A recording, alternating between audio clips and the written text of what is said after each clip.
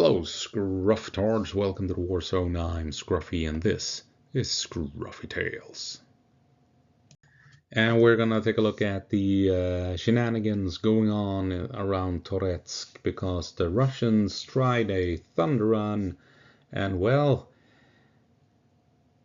it did not go according to plan. Let's put it that way. And here we have Toretsk, and here you can see this blue whatever the trailing thing here. This is where Russia the other day launched that thunder run straight for Nelepivka. They moved through towards a crossroad, and it didn't work out. The Russians were crushed, as it were, by the Ukrainians, and it's not that strange. Because if we take a look what is in and around this area, I mean, take a look.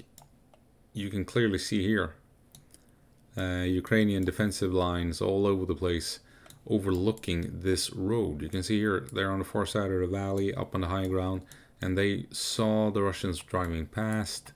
And I mean, you have the same over here, defensive positions. You can see it clearly here, and more here up on the hill overlooking the road where the Russians were moving. The Russians moved past defensive positions right here on this high ground here. I mean, there was just no way in hell that this was going to work. Open territory, they were being shot at from every side as they were moving, hunted down by drones, and by the time they reached this building, is I wonder what this might be, gas station maybe. I mean, Ukraine more than likely made a slight push and knocked out the last remaining Russians. So, I mean, complete disaster. I don't know. The tanks and the vehicles that pushed up here died for nothing, essentially. Now, you might be wondering, what the hell was this all about? Well, I will show you on Deep State what I think this was all about. You can see here that they moved through Nelepivka and they tried to reach this crossroad here. What I think the Russians were doing, they were trying to secure Nelepivka and this crossroad in order to cut Ukrainian supplies coming to the front line. So they bypassed the factory or the mining facility down here and went straight past it. As you can see here, this area here is pretty well defended as well, and so is this big valley. And you have some more defendable positions down here along the river, as you have the urban areas down here. So what the Russians were trying to do was to cut these supply lines that were leading up to these locations. There's a road coming down this way as well. You can come this way as well to reach these, but then you have to cross a bridge and what have you, and that makes it difficult. You become an easy target with drones searching this area whenever you're trying to cross that bridge, right? So the Russians made a thunder run to secure these locations to deny the flow of logistics to reach these frontline positions. And had the Russians succeeded in taking these positions, then they could have made another push at this factory that was now low on support and reinforcements, and also maybe begin pushing into the valley to reach this position eventually. But since the thunder run failed, since all the vehicles got whacked as they were moving north, and the last few remaining survivors got killed, none of this will happen, because there will be a steady supply of reinforcements of ammunition, food, water, what have you, to these locations. So the Russians will probably not make a big push out of Toretsk towards these defensive positions.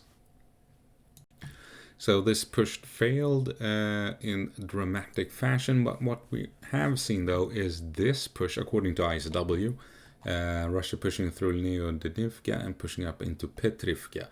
Haven't really seen the other mappers confirm it, but on Mayakovsk 73's map we have this indication. We have casualties between Leonidivka and Novospassky. What was it called on Petrivka it's called here. Okay. But as you can see, something has happened here, and that might actually be an indication that ISW is correct, that Russia is pushing up through Leonidivka, trying to reach settlement up here. That's that, I think. Oh yeah, I also wanted to highlight that ISW has given Ukraine, or is showing that Ukraine is advancing into the wooded areas here, probably coming up along the windbreak across the open fields to push into the woods, and they are now contesting some of the buildings on the outskirts of Toretsk, coming in this way. So Ukraine, they seem to be able to contest large parts of the western parts of Toretsk at the moment. These woods, outskirts of town here, as well as up here. If Ukraine can reliably push through the windbreak here, then these woods are excellent for gathering supplies, building trenches and bunkers just outside of town to build up supply depots, and you can also hide troops where they can rest and rotate out of combat and then push in time and time again into these buildings here on the outskirts of town. So we'll see if they can fortify these buildings and then begin to push into one block after the other and expand these gains they have established here right on the outskirts of town. Here we have Andrew Perpetua's map. This is on the 27th of March, and I just want to show you what's happening down here.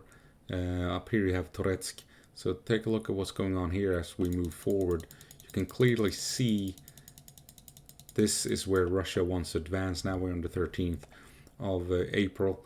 This is where Russia wants to advance, moving up here, and I find that interesting because ages ago, before Russia began pushing into Toretsk, I thought that this was where Russia was going to advance after pushing out to Ochydertyn. I thought they were going to keep moving north, with Pokrovsk being a distant second option.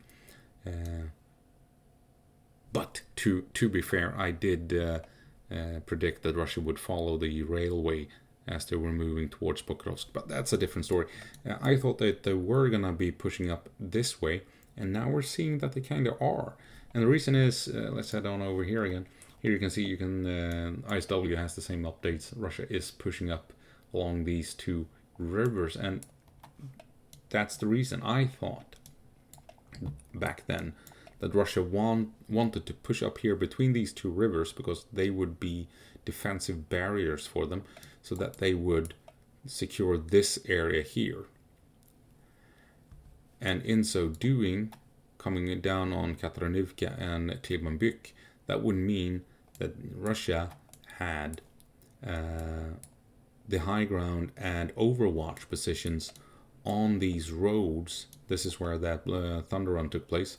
That would give the Russians overwatch positions covering all the supply lines leading in to Toretsk. And remember, at that time, Toretsk was still under Ukrainian control. So I thought that this was the smart move. Come up here behind Toretsk, cut the supplies, and then maybe push in as the supplies were cut, or try and coming in from this point, from this flank, to try and link up somewhere around Pleshivka. And in so doing, surround Toretsk and force the Ukrainians to either hold on without reinforcements or abandon Toretsk to avoid an encirclement. I was dead wrong. Russia went for Pokrovsk, and then they launched a direct assault into Toretsk. So yeah, but like I said, I did predict that if they headed for Pokrovsk, they would follow the railroad, which they did. And now we're seeing that Russia might actually be moving up this way. We'll see if it ends up like I predicted over a year ago, that Russia will move up to secure the high ground between the rivers, so that they can then cut the supplies by taking up positions here and firing across the valley. I mean, you're gonna control these roads coming in here more than definitely, and from Klebanbyk you should be able to guide drones at will all along this road here, and then you have effectively cut off Toretsk from most, or the area surrounding Toretsk from most of the logistical support. So maybe that is what Russia is trying to do now, pushing up here to, in so doing, force Ukraine to abandon these positions when all supplies are cut, with Russia having overwatch on these supply lines. Who knows?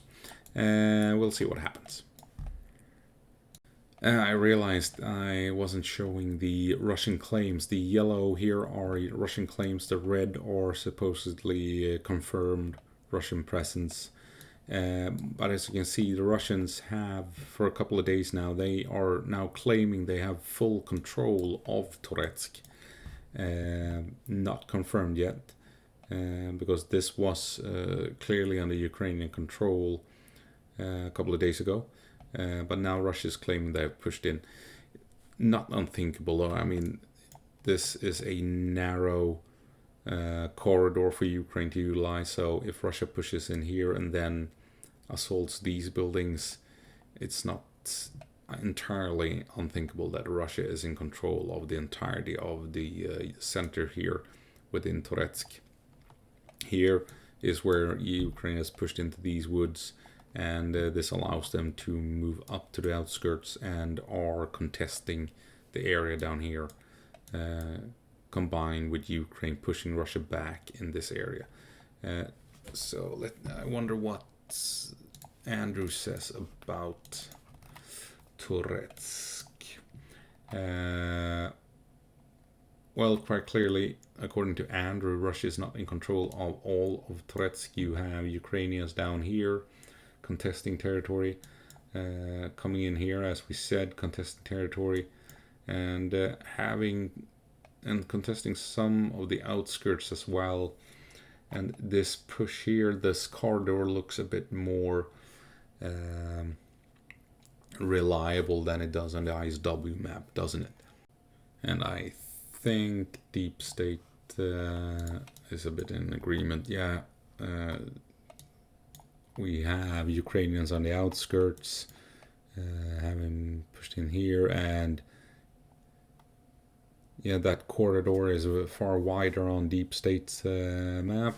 So clearly, I think we can clearly assume that Ukraine is up here and has breached into the center. The question is, how wide is the corridor leading into the center? I guess that's the big question that we will not get answered.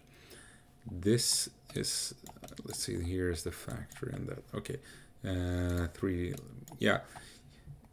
We can clearly see here, ISW says that Russia is in control of this entire area. I mean, these wide open fields, no one is in control of it. Russia is in control of the buildings down here, absolutely. Maybe the patch of woods here, and maybe these buildings then. But other than that, this wide open field here is neutral territory.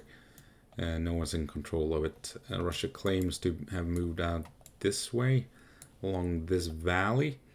May or may not be true, but it certainly gives them a better position to assault the mining facility or the factory, whatever it is.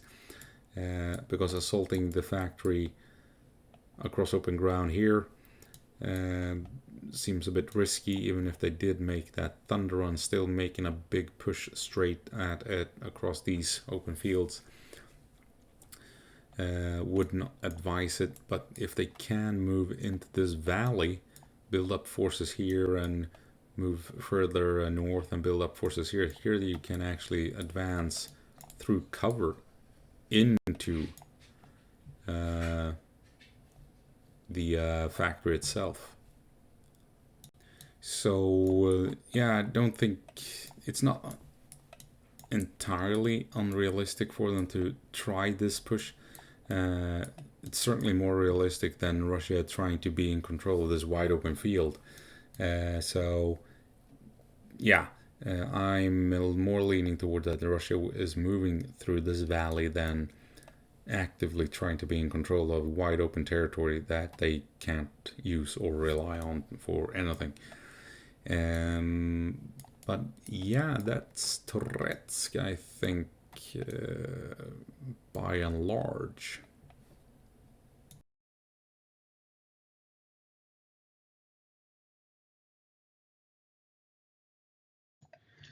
It was a high risk gamble by Russia trying to take that small village and the crossroad. Had they succeeded and managed to make a strong push for the valley and the factory, the mining facility just north of Toretsk, then you might have seen some larger changes on the map on the front lines.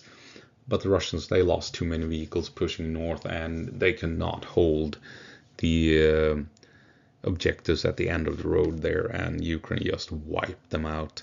And yeah, maybe inevitable in this day and age with all the drone activity uh, along the front lines. Uh, but that's going to have to be it. As always, go på marsch, Ukraine, and give them hell.